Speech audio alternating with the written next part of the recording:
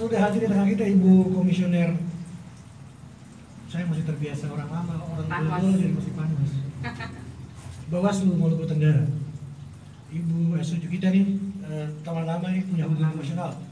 Jadi setiap ketemu saya beliau ini pasti emosi terus bawaannya. Kayaknya ada belum selesai. Ada belum selesai.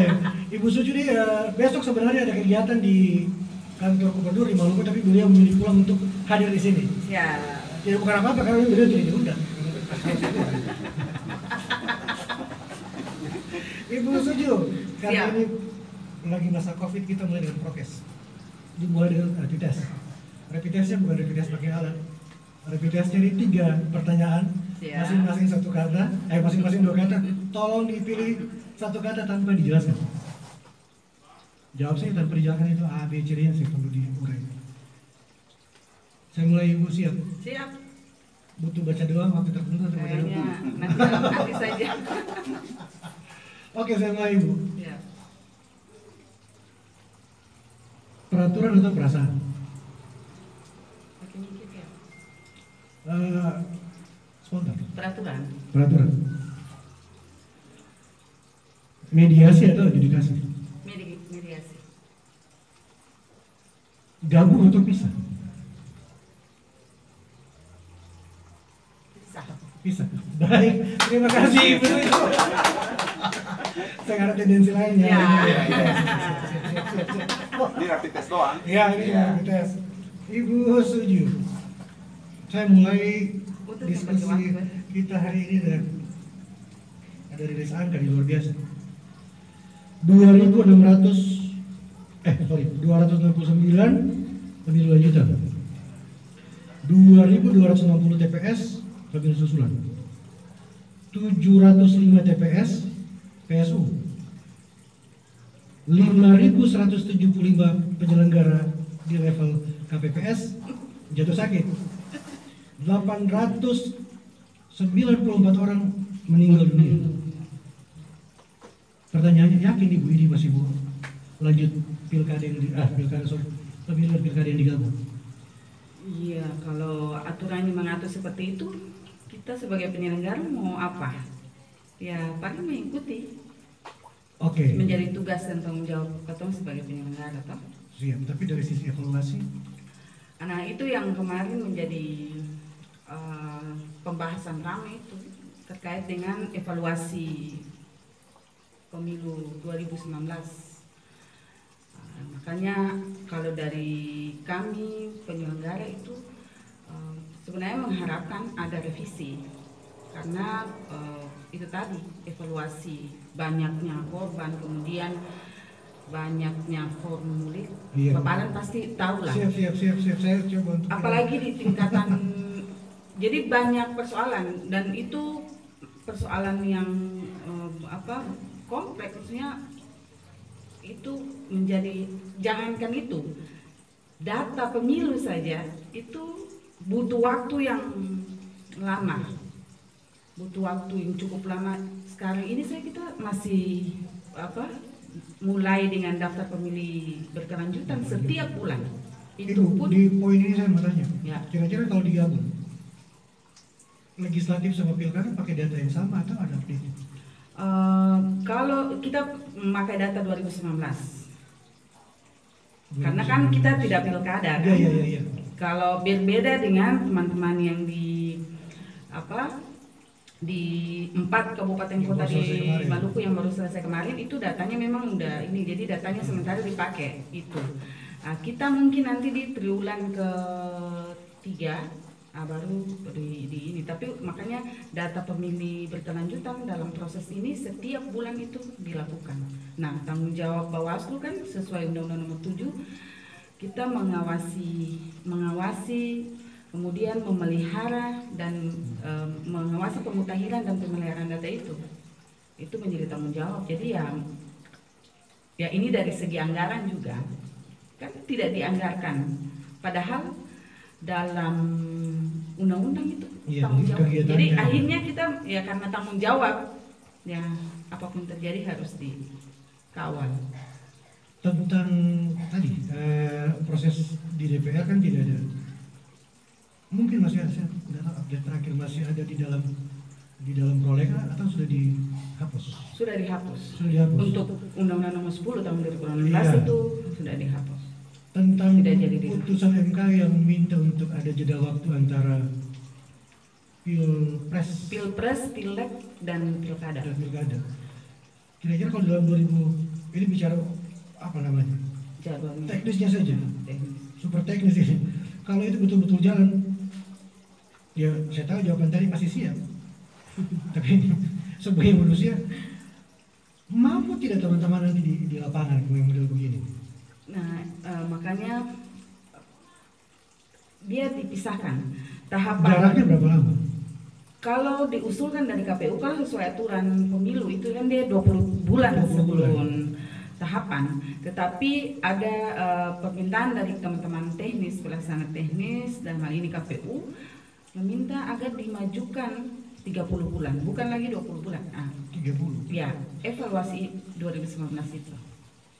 Karena banyak hal yang harus disiapkan. Berarti ya sudah, paling masyarakat pengen tahu kira-kira hari pemilu hari apa, hari bulan pilkada hari apa. Nah, kalau bulan apa kira-kira? Kalau jatuhnya ke Juni kemarin ya? Iya. April, legislatif. legislatif April. April, berarti pilkadanya jatuh di?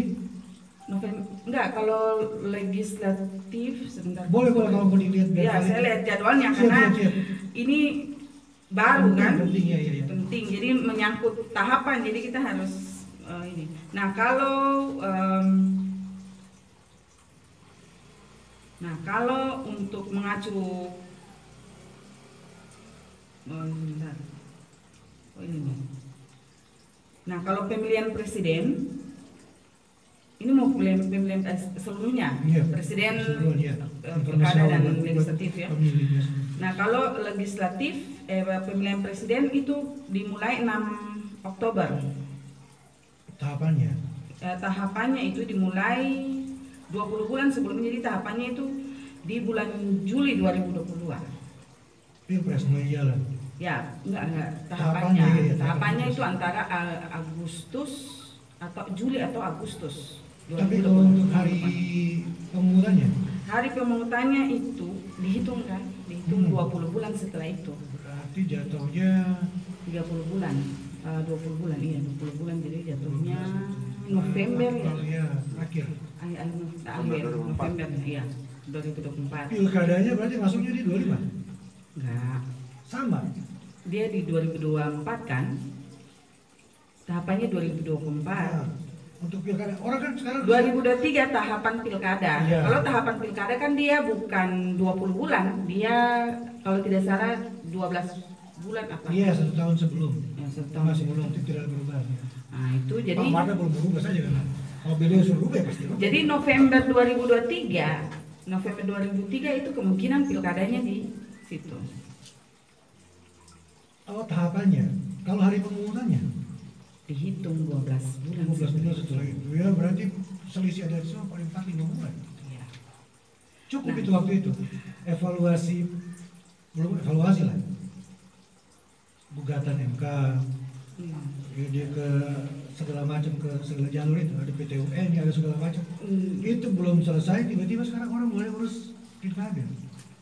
Nah, itu yang menjadi, apalagi di kami Bawaslu kan punya satu kewenangan itu sengketa, kewenangan sengketa proses pemilihan umum untuk pileg kan. Jadi memang menjadi kendala dan entah nanti sudah pasti ada surat edarannya. Nah, kami berharap di teman-teman teknis itu formulasi mulai dari programnya, kemudian ya ada formula-formula baru yang bisa membantu sehingga memudahkan Kotong dengan kondisi yang dia beririsan bawang. Iya, irisan bawang. Karena memang misalnya kayak di Bawaslu, tahapan legislatif jalan, misalnya pencalonan, di situ ada celah untuk sengketa. Sementara kita dituntut bukan dituntut, tapi kewajiban mengawasi tahapan yang berjalan. Nah, pada saat ada yang memasukkan laporan terkait sengketa, lalu kita karena ada proses yang harus kita awasi, kemudian misalnya tidak diakomodir, Tidak bisa, ya. kita yang kena Jadi tadi. Pak Ahmad, ini kita ada proyek baru. Habis ini kita lapor-lapor saja tiap tahapan. Jadi semua orang di PW akhirnya nanti. Ya sebenarnya kalau dari kami ya lebih ini karena politik anggaran itu. Iya. Tapi bukan itu jadi Satu pertanyaan ya, tadi dari Bu Suju. Taring Bawaslu ini kan sekarang tajam betul ya. ya tergantung. Artinya secara kelembagaan Ya, sebenarnya siap. tadinya kemarin masih ad hoc, masih panwas, tahu beda-beda sekali dengan Bawaslu yang sekarang. Sudah permanen punya hampir jadi hakim lah. Ya. Yang dipanggil yang mulia Cuma dua sekarang ya. Oh yang ini beliau yang dibesarkan. yang dibesarkan. Aduh, sorry. Kira-kira yang sudah tajam dari Panwas, orang lama Bawaslu, itu mau dikasih kurang kasih untuk gigit penyelenggara KPU dan ke bawah. Kenapa di apa? Taringnya tuh mau dikasih kurang kasih tajamnya itu.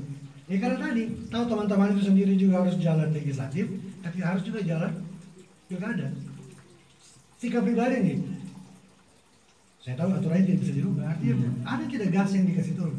Karena kalau digas terus ya habis semua juga seluruh penyelenggara tiap tahapan. Ya sebenarnya kan ada tahapan-tahapannya. Ya kayak tadi Ya. masuk prokes tadi mediasi. Nah, itu ada prosesnya. Kalau misalnya kayak dibawa ke etis itu kan ada Ya. aturan sendirinya. Ada aturan, ada undang-undang terkait kode etik penyelenggara pemilu itu ada di situ. Nah, tidak serta-merta karena kewenangan yang begitu besar dan dijamin oleh hukum dan undang-undang langsung kita main. Tapi kan ada pendekatan. Makanya di Bawaslu itu kan pencegahan, Ya, pengawasan dan penindakan. Nah, jangan kita melewati karena kewenangan yang begitu besar, yang hakim tadi yang cuma ada dua hakim dua yang dipanggil yang mulia, yang hakim dan Bawaslu, karena berpikir bahwa ini kita dilindungi oleh undang-undang, lalu tahapan yang seharusnya slogan Bawaslu pencegahan, kemudian pengawasan dan penindakan, kita langsung ke penindakan. Itu agak ini ya, maksudnya agak keras. tidak sesuai juga karena kita melewati proses. Luar biasa ini, musuh ini luar biasa bijak. Di endorse siapa Barang untuk periode berikutnya? Ya semoga Pak, maksudnya ini kan membuka. Nah, saya bukan itu, saya karena Ibu Suju kan pernah ada di ranah KPU, historinya, ya. tiba-tiba pindah di Bawaslu. Dan sebenarnya ideal memang begitu, orang yang menjadi pengawas pemilu itu harusnya orang yang pernah bekerja di wilayah itu. Iya, karena kita mengetahui Iya. jenisnya, jadi langsung bisa tahu bahwa kita mau mengawasi dan mencegah kan Di titik Bawaslu yang mana? yang titik yang mana gitu. Saya flashback sedikit di legislatif kemarin. Ada tidak rekomendasi Bawaslu yang tidak dijalankan KPU? Ada. Boleh. Ini kan Kemudian yang ada mengganggu, artinya kalau ditanya kita terus yang mengganggu hubungan itu yang kenapa? enggak, Oke, kan siap. kita Lanjut, masing-masing Bu Suju. dengan kewenangannya. Siap. Ada rekomendasi dari kan kemarin itu lebih banyak rekomendasi dari Panwascam. Tentang misalnya. Misalnya kemarin ada terkait Saya coba kasih ingat, saya juga pernah baca PSU kalau nggak salah ya. ya tidak kita ada. mengajukan PSU. Waktu itu ada pengajuan PSU di waktu pilkada. Boleh di- ini Ibu silakan sambil. Enggak. Di Perumnas, TPS di Perumnas. Alasan yang tidak dilaksanakan apa kalau boleh tahu? Ya, itu tata cara prosedur yang tidak sesuai. Bukan waktunya. Katanya usulan dari Panwas yang terlambat. Karena ada limitasi waktu. Yang harus untuk pelaksanaan PSU, bukan ya? Ya. Oh, saya Itu kan bukan. diterima, PSU yang itu diterima. Kalau yang tidak diterima itu ada beberapa, di antaranya di Kekecil Timur Selatan. Itu ada beberapa. Kemudian di Kebesar ada, di Besar Selatan. Selatan. Itu ada beberapa. Itu kemudian ada saran, ada rekomendasi kami juga, ada rekomendasi. Tapi intinya ada kayak di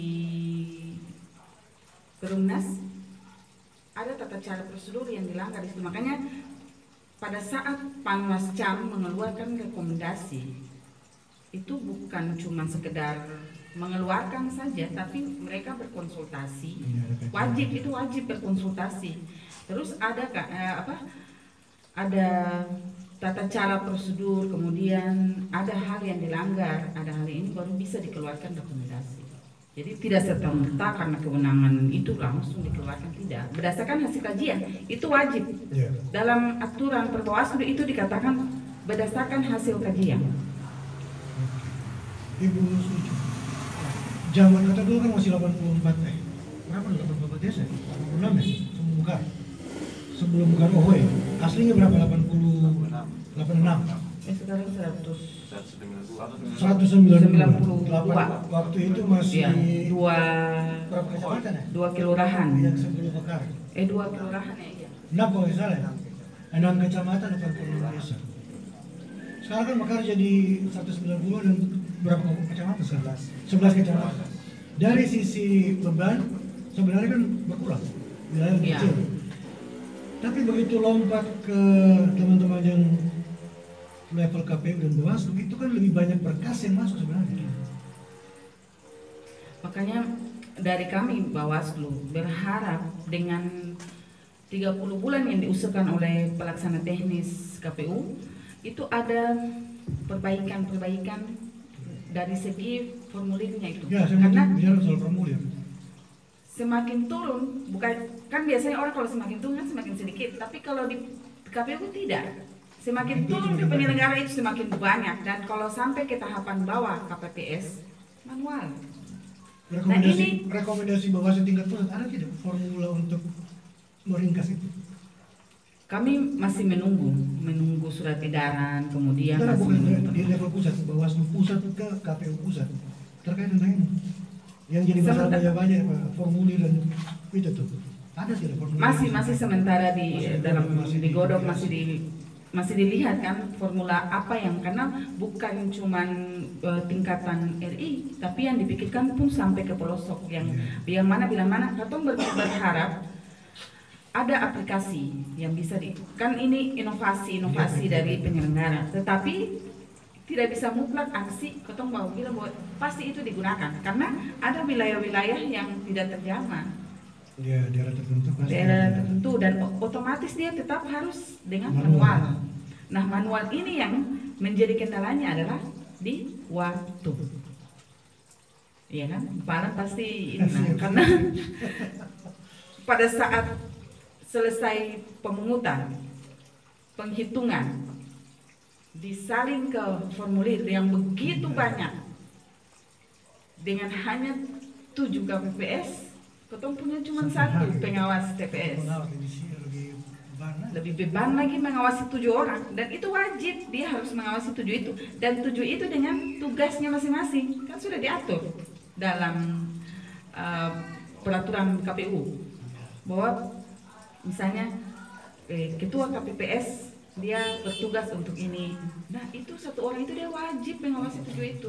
Itu yang sebenarnya menjadi kendala di tingkatan bawah. Itu yang paling ketong dituntut untuk berpikir bagaimana caranya ketong punya inovasi, punya ini untuk bisa menekan ini.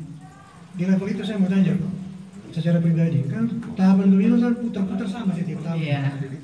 Yang bisa di daerah Maluku Tenggara, yang bisa diikat itu kira-kira yang mana? Di apa? Diikat, di elektronika itu yang mana? Terlepas dari aturan yang baku yang sekarang, kira-kira apa kira-kira yang bisa di? Nah, ini yang ketemu berharap ada peran Pemda.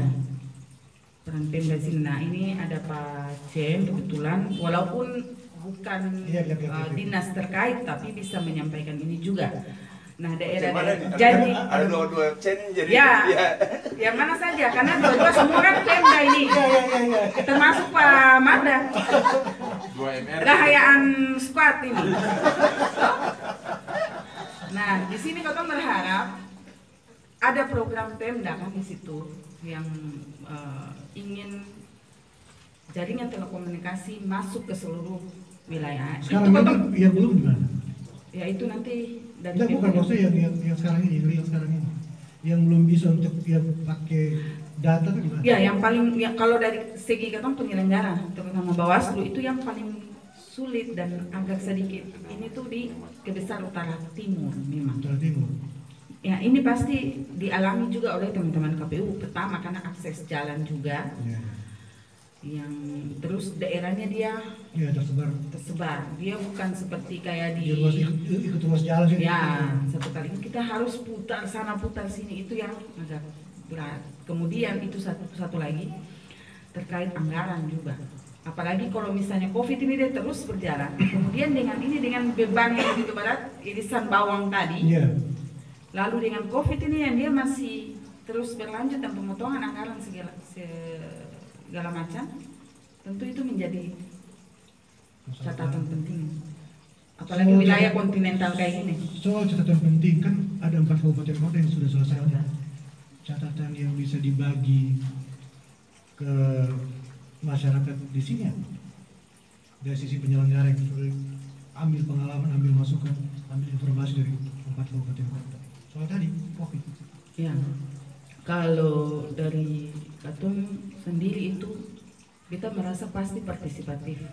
Ini feeling saya partisipatif. Itu pasti akan mengalami penurunan, tidak seperti pilkada atau pileg sebelumnya.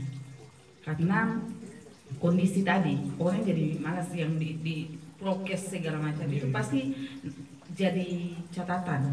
Kata ini menjadi berbeda kalau pilkada Katong belum bisa hitung kan dia masih tahapannya masih ini.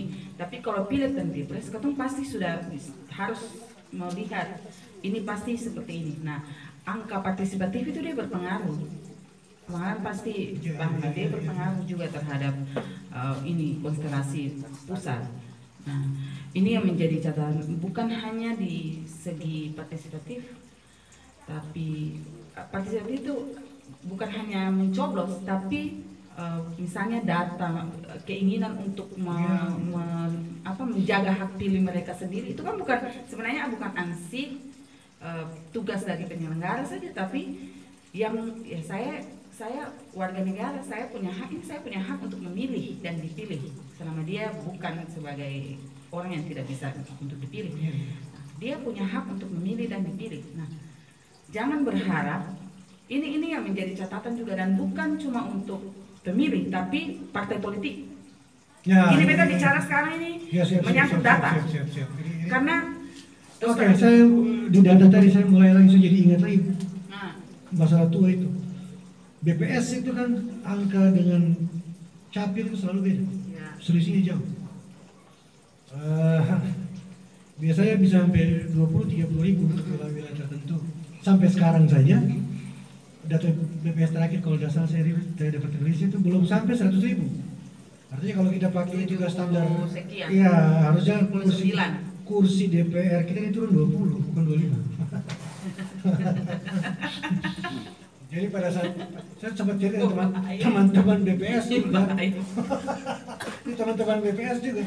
Jadi kalau dua metode ini terus bertahan antara antara ya penyelenggara pemilu yang ambil dari capil dan yang dari BPS, ya kesimpulannya jumlah penduduk kita tuh hanya Tuhan yang tahu. Itu rahasia ilahi. Iya, rahasia ilahi. Jadi kebetulan saya kemarin baru dari Ambon mengikuti kegiatan dilaksanakan, ada inisiatif baik oleh Bawaslu mengundang KPU dan Capil. Ini selama ini pernah diadakan, saya tidak tahu mungkin belum sebelumnya, tapi untuk selama penyelenggaraan pemilu sepertinya baru pernah dilakukan rapat koordinasi yang melibatkan 3 instansi terkait ini. Nah, di sini ada angin segar, kita rasa angin segar karena ada beberapa masukan dari teman-teman Capil juga, kemudian ada masukan yang agak sedikit keras dari teman-teman KPU dan Bawaslu juga, ya ini menjadi catatan dan semoga sampai ke kabupaten kota itu bisa dilaksanakan. Nah, contoh, ada wajib KTP. Ya. Ini isu yang paling seksi sebenarnya. Ada wajib KTP yang belum direkam. Totalnya nanti lebih Oke, saya masuk ke situ. Oke. Kalau wajib KTP berarti dia otomatis kan dia sudah punya hak pilih, ya, dan dia sudah terdaftar sebagai pemilih. Nah, jumlah ini yang harus kita pastikan, iya kan? Karena dia berpengaruh kan. Itu, dan kita berharap rapat koordinasi kemarin itu ada tindak lanjut. Itu. Semoga didengar. Sebenarnya ini kalau ada informasi di skala provinsi, IKTP sudah berapa persen? Kemarin mohon maaf kita sampai dibahas di situ, tapi memang dipresentasikan tiap kabupaten kota itu wajib KTP-nya berapa dan belum perekaman dan segala macam sudah ada datanya. Tapi untuk datanya kita bisa ini kan. Hal lain Ibu tentang mungkin kesiapan evaluasi di internal Bawaslu sendiri. Apa yang kira-kira ke depannya mau seperti apa? Karena ada isu apa rencana penggabungan tadi, ya pasti ada evaluasi di segala aspek. Kira-kira ke depan mau dilakukannya apa? Ya, kalau ketemu sendiri kan sekarang ini tiap bulan daftar pemilih berkelanjutan itu dia terus. Nah, di situ kan ada ruang untuk ketemu mengajukan rekomendasi. Sebenarnya tanpa ada rapat di KPU misalnya untuk daftar pemilih berkelanjutan, Ketum punya tanggung jawab sebagai Bawaslu untuk mengawasi pemutahiran dan pemeliharaan data itu wajib hukumnya. Jadi tanpa rapat koordinasi dengan KPU pun kami wajib memasukkan saran, pendapat, rekomendasi apabila data itu bisa kita temukan. Nah, di sini pun juga kan Ketum berharap bukan hanya pelaksana teknis KPU yang bisa mendapatkan data itu, karena biasanya kan Ketum agak sulit. Karena dibilang bahwa kita itu biasa kalau di zaman PPK dulu Pak Bara yang sembunyi barang itu ya. Nah itu, jadi Ketum berharap Ketum mendapatkan hak yang sama, karena setiap tahapan yang dilakukan oleh KPU itu wajib hukumnya Bawaslu mengawasi. Nah, kalau mengawasi itu berarti hak untuk mendapatkan data itu punya harus ada. Bagaimana Ketum mau mengawasi kalau tidak dikasih data? Ini kayak Ketum mau kucing dalam karung. Iya. Sampai terakhir legislatif masih. Apanya? Data yang agak terlambat atau informasi yang agak pending sampai di Bawaslu. Data itu dia tetap selalu, perlu pasti data itu dia selalu menjadi masalah dan selalu banting di meja, pukul meja. Nah ini yang beta tadi sempat dipotong, beta ini bahwa beta agak ini juga ke partai politik. Ya, saya juga mau masuk ke situ. Nah itu. Nah partai politik sebenarnya yang harus lebih concern ke data itu mereka. Nah, pengguna itu kan sebenarnya mereka juga dalam hal peserta, kemudian dalam hal dong punya konstituen tadi. Kamu punya konstituen sekian, tapi kalau tidak menjamin dia bisa menggunakan hak pilihnya, kurang gimana? Jadi Ketum berharap kemarin juga alhamdulillah bukan cuma dari Dukcapil tapi dari DPR provinsi. Kebetulan ketua DPR provinsi hadir. Nah, Ketum sempat masukkan dari Maluku Tenggara mengajukan saran bagaimana kalau partai politik menggunakan ranting-ranting, karena kan kalau sekarang ini kan KPU dan Bawaslu belum punya perangkat di bawah. Tapi kalau partai politik tiap hari ada. Dia punya ranting sampai ke desa-desa. Nah itu bagaimana kalau digunakan? Kami terbuka lebar untuk menerima saran dan pendapat, justru lebih membantu tugas kami, apalagi yang tadi. Jadi dengan tahapan yang kita istilah irisan bawang ini, kami berharap ada inisiatif, ada Dari partai politik. ya dari partai politik. Kalau dengan cara yang kayak kita bilang yang di ranting-ranting itu, kemudian mereka memasukkan ini kan lebih efisien sebenarnya itu. Ya, dan Atau mendorong partai politik. Formula pengaturan tentang data sebenarnya Carut Mahar itu ya produk DPR juga sebenarnya, kan produk partai politik juga. Ibu setuju? Fenomena terakhir di Pileg, pemenang pertama kita tahu partai apa, pemenang kedua siapa, pemenang ketiga itu surat suara yang sah, tapi yang terbuang. Sekaligus yang tidak, surat suara yang tidak sah, yang datang coblos tapi sengaja tidak sah. Kalau kita rujuk lagi data BPS, orang yang melek huruf yang segala macam itu tinggi, dan agak ajaib itu terjadi di kota-kota besar. Fenomena apa itu? Iya, kalau beta itu kan potong pasti kalau bilang ini kan berarti seolah-olah potong menduga-duga. Ya tidak, artinya ini kan ya boleh pakai dugaan. Kan? Ini kota besar, semua orang tuh terpelajar, semua orang tuh mau ke TPS. Tapi surat suara itu 4, 5, dan itu pemenang ketiga pemilu kemarin. Ya, jadi Fenomena sebenarnya apa? begini. Kalau sebelumnya kan golput. Iya. Sekarang pindah suara saya tapi suara tidak sah dan yang terbuang karena Sebenarnya itu threshold juga ya. kan catatan dari data. Iya kan? Kalau surat suara disediakan itu sesuai apa? Sesuai data. Kalau dia bergelembung walhasil ada cara-cara kayak begitu. Connect-nya. Ya. Jadi kalau data ini bisa kita bersihkan, peluang itu sangat tipis sebenarnya. Dia kan agak ajaib nih Pak Kabar. Orang mau datang ke TPS, mau ikut, tapi surat suara bikin rusak semua. Jadi itu kalau beta kan beta lihatnya maksudnya kata dari Apa segi hubungannya dengan money politik? dari segi penyelenggara bisa jadi Analisa itu ada. itu ada pasti. Kemudian ketidaksterilan di tingkatan bawah. Itu kemarin itu kan evaluasi kami itu kan honor yang dibayar terlambat oleh itu menjadi indikasi-indikasi sebenarnya. Apalagi sekarang dengan beban kerja yang begitu, gaji yang segitu. Makanya kami berharap kemarin prolegnas itu bisa direvisi, diperhatikan juga di situ. Karena sebenarnya kalau sekarang kan ini kita bicara anggaran ya, dihitung kan harian, apalagi petugas KPPS. Tapi harian, tapi beban yang begitu berat. Akhirnya memungkinkan itu. Kalau dari segi kami Bawaslu, kami melihatnya dari segi itu.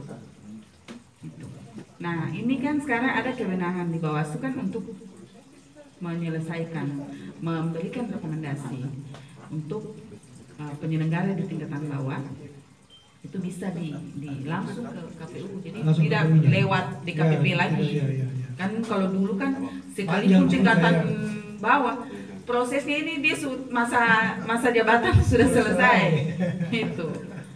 Jadi yang kemarin kita berharap evaluasi itu, kemudian yang kayak Bapak bilang tadi dicoblos-coblos, orang mau pergi kaget begini bukan sudah dicoblos. Nah, itu ada indikasi di situ. Ibu Suju yang terakhir, Ya. mengingat waktu. Hitungan gaji honorarium apa namanya? Uang kehormatan. Uang kehormatan. Kalau di Bawaslu juga sama, nomenklatur yang sama. Dihitung seluruh kabupaten kota plus provinsi, Pacar itu angkanya 1,3 T per tahun. Artinya kalau dalam 3 tahun ke depan tidak ada pemilu, ya berarti sekitar hampir 5 T itu efisiensinya luar biasa tuh. Bahkan ada usulan nakal orang ya sudah kalau memang mau disatukan begitu ya bubarkan saja. Ya kalau sekedar data-data ya ambilnya dari Capil kan. Jawabannya itu kira-kira mau ditanggapi dari mana? Ya, kalau saya ini jebakan Batman. Jadi kalau dari beta bicara sebagai penyelenggara. Siap. Jadi contoh sekarang, ketong bicara boleh di luar bicara kayak gitu. Tapi contoh sekarang, Katong tahapannya orang berpikir masih jauh, padahal data itu sudah harus disiapkan dari sekarang. Ya saya tahu beban kerja teman-teman itu di dalam pasti saya tahu. Cuma ini kan cuma kita nakal dari luar. Ya. Pendekatannya kan efisiensi. Sebenarnya kita berterima kasih juga. 1,3 T tiap tahun jalan 3 tahun ya mending bubar.